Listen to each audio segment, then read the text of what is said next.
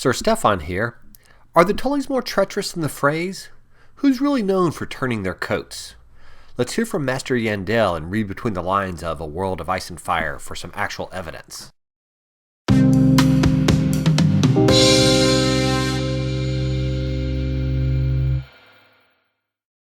The Tullys have a long, and as you will see, traitorous history in the Riverlands. As the days of the Firstmen waned, the first Edmure Tully fought beside House Mud, the final Firstmen rulers of the Trident.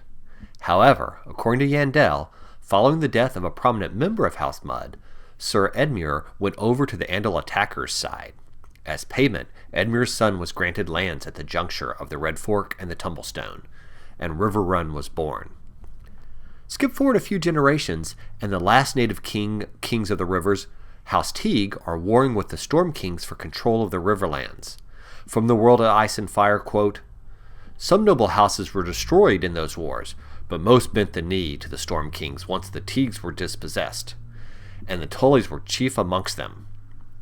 Soon Tullys began to appear in prominent offices and trusted positions. I think we can see a pattern emerging.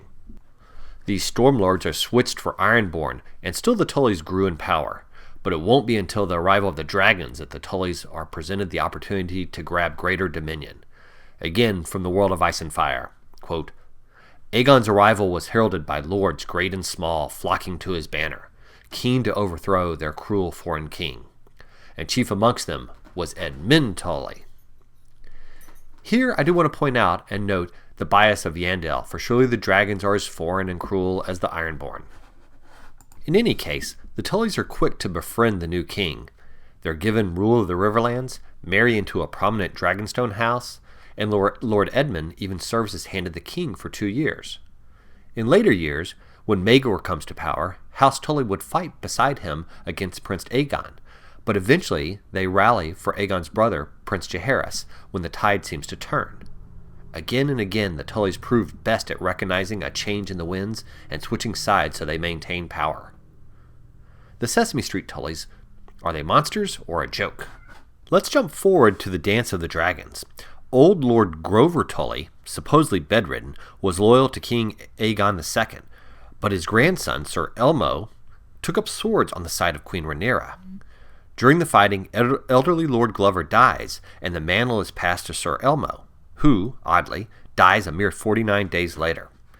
Elmo's young son Kermit continues the fight on Queen Rhaenyra's side, and of course his father's choice proves correct when Aegon III comes to the throne.